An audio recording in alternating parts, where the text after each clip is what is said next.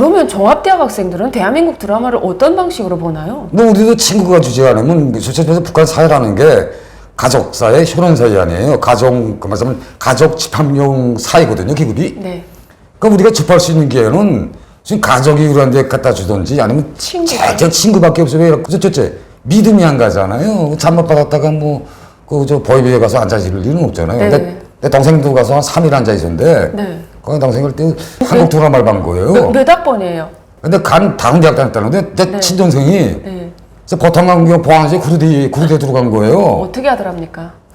말하자면 북한은 꼬리자기 잡기 하잖아요. 네가 잡았지. 누가 내빌려줬니? 불하다가 마지막에 이제 요 사이에 자기네가 봐줄 아이들이 있다 하면 무통 짜르다 가운데 자르고 네. 이거고 맺잖아요. 이렇게 해서 네네. 여기만 잡아가잖아요. 네네. 동생은 당연히 여기 끼웠지. 3일 고생하고 나왔지. 근데 이게 집에도 안 알려준단 말이죠. 잡혀간 걸. 모르고 있다가 그러면 빌링으로 잡혀도 갔단 말이죠. 그때 깜짝 놀랐어요. 그때 같은 그 선생님이 2000년대 초반에 예, 그 예. 대학교를 다녔는데 예. 그때부터 북한 땅으로 대한민국 드라마가 선풍적으로 들어왔거든요. 평양시도 그렇고. 처음에는 단속도 안 했어요. 그거. 거의 막 봤죠. 막 네. 컨트롤 C, 컨트롤 V 해가지고 야, 뭐 봤다. 이걸 자랑스럽게 우리가 야, 나 뭐 그치, 봤는데 그치. 어젯밤에 막 그 어. 뭐 피아노 봤다 그러면 피아노에서 어떻게 하더라. 이게 지금은 좀 쉬쉬쉬하지만 거기는 진짜 그때는 무곡으로 그렇죠. 봤었거든요. 그때는 또 처음에는 메모리도 USB도 없어서 아예 CDR로 갖고 다녔어요. 그때는 아야. 이렇게 해가지고 안에다 빡 CDR로 다 끼워놓고 끼워서 갖고 다녔는데 가방 그 어허. 열쇠 있는 가방 열면 애들 해가지고 야 그 던져 막 그러고 교실에서 막 날라다니고 그랬던 시절인데 학교 아이들 집에 놀러 가게 되면 한국 드라마 보는 거 아니에요? 뭐. 다 같이 보는 거죠. 다 같이 보는 거지 거기서. 누구네 집 놀러 가서 하면 거기다 이렇게 그거죠. 쭉 가서 다 큰 애들이 가서 뭘 할 게 있어요? 그거 들려보고 있는 거지. 그거 보는 거죠. 예. 근데 어느 날 갑자기 이렇게 왜 어느 순간에 어느 순간 갑자기 막 조여지는데 제 기억에는 저도 학교를 졸업하고 그때 한 2000년대 한 후반 정도부터 약간 그 북한이 쬐기 시작하면 한국 드라마에 대한 이런 게 엄청나더라고요. 대학교에서 공부를 하는데 우리 종합대학은 종합대학 보안성이 따로 있잖아요. 네, 대학교 보는 한 명씩 불러내는 거예요. 그 학급이 지금 다 원래 제일 한국 드라마 제일 많이 보는 게 중국과거든요. 안에 네. 중국과 애들이 제일 많이 거기서 그래요. 왜냐면 중문 하는 애들은 대부분 엄마 아버지가 해외로 나가서 일을 하다가 아이를 낳았거나 아이를 그렇지. 데리고 나갔던 애들이 들어오는 데라. 근데 거기서부터 그러면 한 명씩 잡혀가는 게 학급에 한 13명이다가만 3명 내놓고 다 잡혀가는 거예요, 몽땅. 맞습니다. 그러니까 안 반 사람이 없으니까 그러니까 첫 시발점 어디서 걸리는가?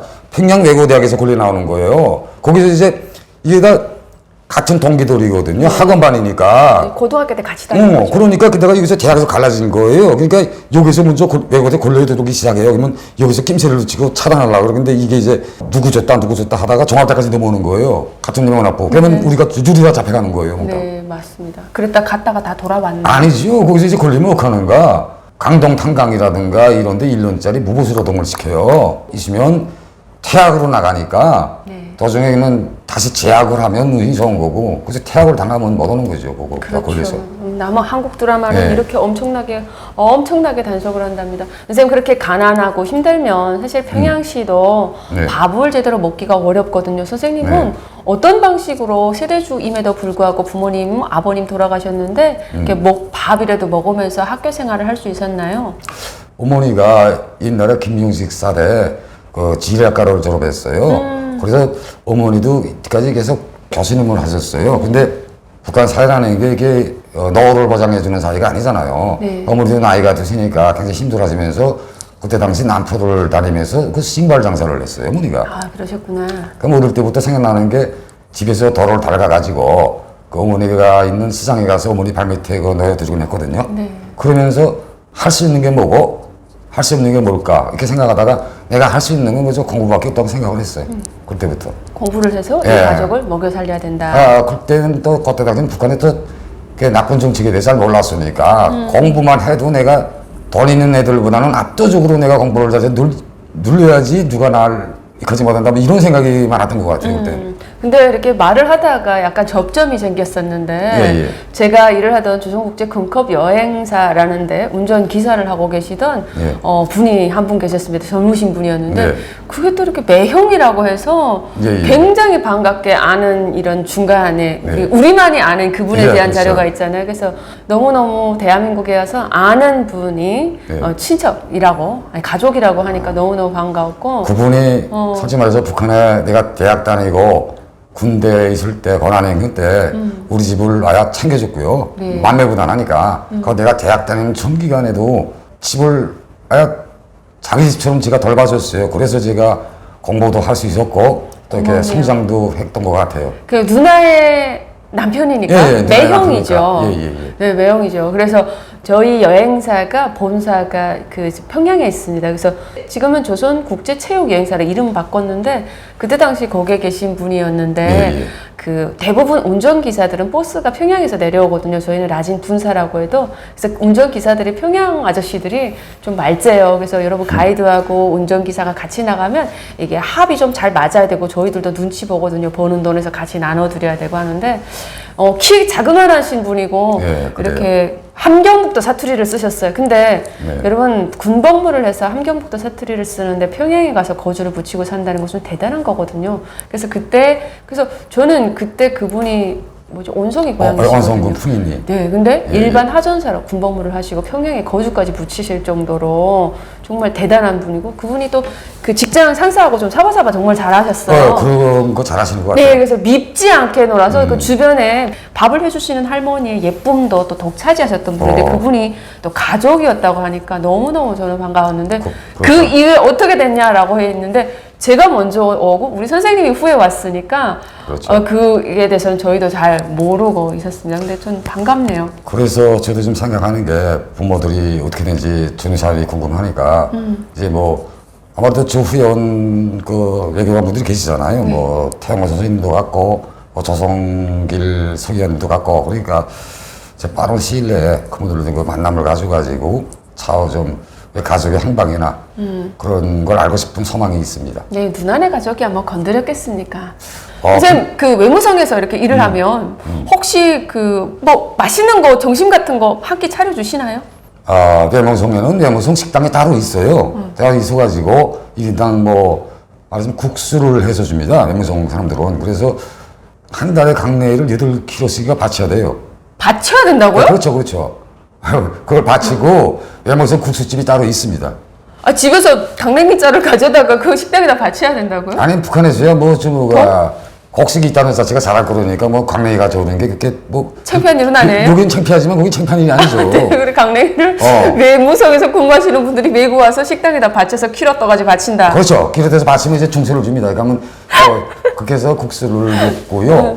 제가 생각하는 건 외무성에 있으면서 굉장히 웃긴 일이 많아요. 네, 그거 얘기해 어떤 주세요. 분은 뭐 미국에서 호주에서 이상한 편지들이 나가 들어와요. 뭐 조선인민군에 입대하 갔다든지 뭐 김정은이를 놀린다든지 뭐 이런 편지들이 올라오는 거예요. 나 그런 얘기 해주세요. 근데 조선인민군에 입대한다고요? 예, 미국에서 그러니까 이게 어떻게 되는가 그분들이 주소가 멀으니까 북한 외무성으로 주소를 달아서 보내는 거예요. 근데 거기에 무슨 우편번호, 북한도 우편번호가 있고 외무성 우편번호가 있고 외무성이 제일 치기 쉽잖아요. 아무래도 찾기가. 네. 그쪽으로 편지를 보내는 거예요. 그러면 우리는 자기 말하는 그 담당 나라 지역국이 받습니다. 그거는 네. 받아서 개봉하거든요. 그래서 쭉 보면 아무 이상한 소리 많거든요. 근데 이거 이상한 거 뭐 떴네 이렇게. 뭐 나는 무슨 뭐 들었고 뭐 조선인민군이 뭐 들었고 하겠다 뭐 김정은이 너 죽어라 뭐 이런 소리 들을 수 있고 그러니까 이게 깜짝깜짝 놀라는 거예요. 그래.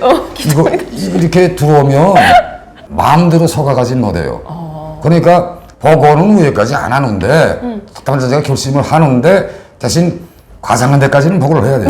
근데 북한도 지금 발전에 대해서 과장한 데 찾아가서 사인 받는 게 아니고 망대 톡구망이 또 있거든요. 네. 거기다가 쭉 올려서 이거 소각하겠습니다 하면 소각하고 그러면 제일 그러면 기억에 남는 게 선생님들도 그거 모르실 건지 모르겠는데 초상화 문제입니다. 초상화. 네. 해외 나갔거나 나와 있으면 이제 초상화 문제가 굉장히 그 차후 처리 문제가 많이 걸리거든요. 네. 이게 마음대로 선생님들 물론 청해대면 계셨으니까 청해대면 좌석에서 그걸 받잖아요. 회전된 걸. 회전된 거 봤죠? 그게 어디로 가나 당주시계. 북한 노동당으로 갑니다.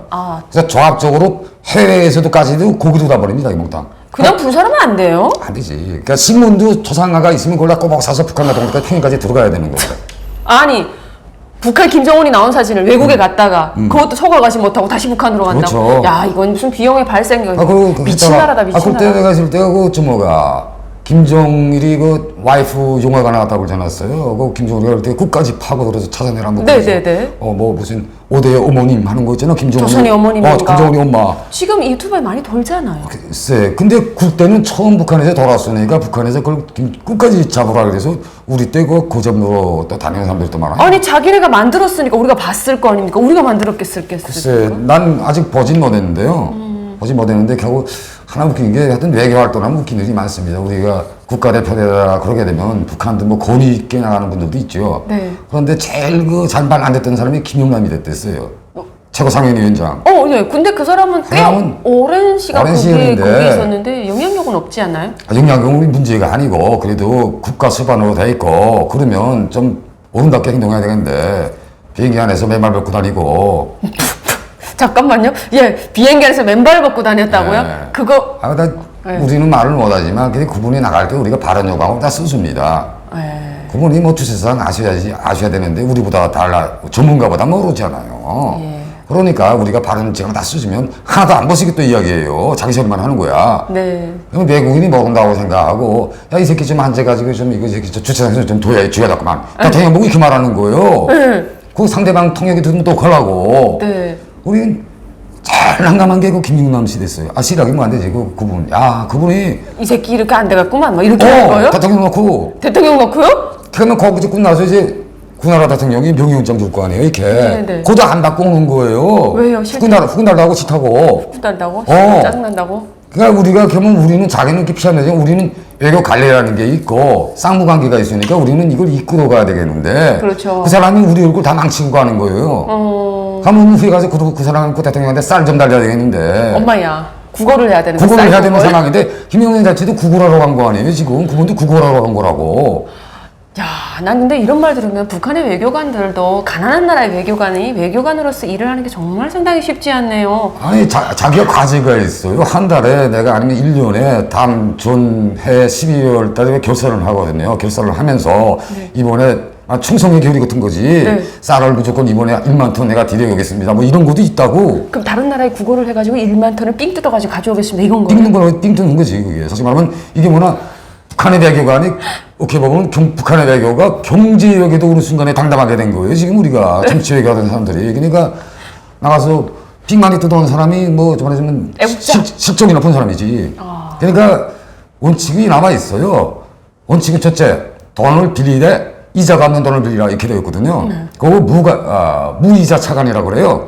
무이자 차관을 많이 드리는 사람이 뭐 이자 말은 영웅도 될 수 있고요. 그럼 무이자 차관을 드렸다가 안 갚으면 어떻게 되는 거예요? 그거는 상관없죠. 그건 내가 신경 쓸 게 아니고. 신경 쓰지 않지. 무이자 차관은 국가 이름으로 되고 국가가 되든가 국가가 앞으로 물어줘야 되는 거죠. 뭐. 네, 그렇죠. 우린 잘 빌리기만 하면 되는 게 내 임무는. 어떻게든 사기만 치면 되는 거고 뒤에 또 사기라기는 좀 그렇고. 그래 사기인데 국가적인 사기라는 거지. 국가적인 사기만 치면 되는 거고 뭐 갚거나 안 갚거나 제가 봤을 때는 북한이 가난한 나라니까 그걸 갚지 않을 확률이 훨씬 많은데 혹시 갚지 않을 확률이 한 90% 넘는 거죠, 뭐 그게. 그렇구나. 아예 갚지 않을 잡더리하고 외교관들에게 그 가지고 오라고. 그래서 무이자 차관이 아니에요. 하고 쌀은 계속 들여와야 되는 거고. 쌀은 정상적으로 자기 기획 과제 분량이 있는 거고. 근데 못 들여오게 되면 마지막에 이제 11월 달 너 이제 보건복구 몇 개 썼냐, 대체가 몇 개 썼냐 할 때 마지막 안에 뭐 저국에 강성대국 불지는 걸 위해서 쌀 얼마 지원했냐 뭐 다 들어가거든요, 실적에. 마지막에 실적이 좋아야지 나도 부과장이든 승진을 할 거 아니에요. 그러니까 실적이 나쁘면 계속 부원을 해야 되는 거죠, 거기서. 야, 정말 한국의 대사관에서 근무하시는 분들의 처우하고 북한 대사관에 나가서 이렇게 쌀 구걸하러 다니고 이럴 때마다 정말 어깨 축 처지고 면목이 없었을 것 같아요. 속된 말로 너무 창피하고 진짜 너무 자존심이 상했을 것 같거든요. 거기 일회성이면 좀 이렇겠는데 매번 그래요? 아니 그렇잖아요. 담당자는 제한돼 있고 매번 달라 구해야 될 수 없는 상황 아니에요. 그러고 뭐 내가 이 나라 말이지만 이쪽 담당자는 이 나라에다 이야기할 거 아니에요. 그러면 나도 타진을 한단 말이죠. 뭐 주식자산이나 뭐 이렇게 해서 이야기해야 되겠는데 근데 나는 5천 톤 들여오면 나도 5천 톤 들여와야 되잖아. 못해도 1,000톤은. 그러니까 이게 힘든 거죠. 힘든 일이죠.